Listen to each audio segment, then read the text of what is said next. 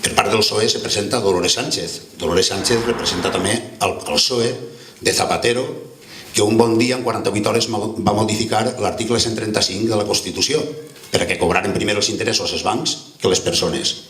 És també el PSOE que té corruptes també, igual que el Partit Popular, número 1 corrupció. Però el PSOE també ne té, és a dir, en Andalusia i en altres llocs. Però és el PSOE també que va dividir fa més de 30 anys el nostre poble no soterrant les vies del tren i ocasionant uns perjudicis socials i econòmics. Per què dic això? Perquè, evidentment, qualitat de vida per a les persones majors de passar per baix, zero.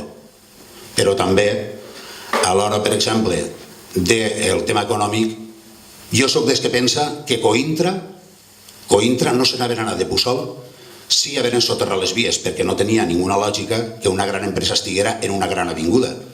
Aleshores, haver anat a un polígon. Mon pare me recorda que me deia, quan jo era jovenet, se n'anem al Campaníbal. Avui Cointra és un solar de 22.000 metres quadrats. I això és la crua realitat del que hi ha. I ens ha ocasionat molts problemes, a més des de fa molts anys. També és el PSOE que ha retardat el disfrut de la nostra platja uns 20 anys. Per què? Perquè les coses que se fan, diguem, per botons, no ixen bé. I aleshores va tramitar per via d'urgència l'enderrocament de les casetes, fotent a molts veïns. Com us deia, són això. Però sempre que han governat el PSOE i el Partit Popular, tant en Madrid com en el País Valencià, com en el poble de Puçol sempre ha eixit escaldat. Exemples. L'autovia. Quan feren l'autovia, què passa en l'autovia? No teníem accés per eixir ni cap a València ni cap a Sagunt, eixir per dalt. Fem el bypass, a Rafelbunyol per accedir per el bypass. L'AVE volien fer-lo ara, tirar-lo per l'Horta també. Sempre que n'hi ha, i les vies, no cal que ja ho comenti, ja ho he comentat, les vies per al mig, el poble dividit, i així no funciona. Bé, el PP i el PSOE tampoc creuen en la democràcia participativa.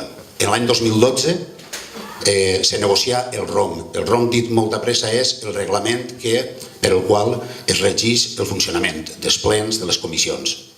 I aleshores estava tot negociat per aprovar, però jo vaig dir que faltava una cosa important, que és que ficaren, diguem, l'admissió de les ILPs. La ILP és Iniciativa Legislativa Popular, és a dir, que qualsevol associació del poble, diguem, en un percentatge X del cens electoral, pugui presentar qualsevol proposta.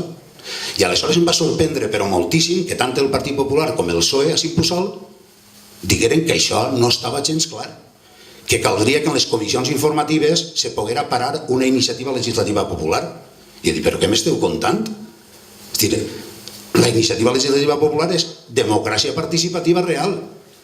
Com tenim que parar? Dic, un partit quan presenta una moció, com resulta que el Partit Popular i Pablo tenen la majoria, si vota en contra, tu tens que demanar el vot particular perquè vagi al ple i se pugui discutir. I almenys, per almenys, n'hi ha un ressò. Però ells volien parar-ho en la comissió. I aquest és el problema que hi ha. La meva humil opinió sobre Ciudadanos, per exemple, i Podemos, és que el capital avui en dia té amortitzat el Partit Popular i el PSOE per tot el que ha passat en els temes de corrupció, que no en són pocs, i necessita dos partits més, Ciudadanos i Podemos. I aleshores el sol és per a tots i això és el que hi ha.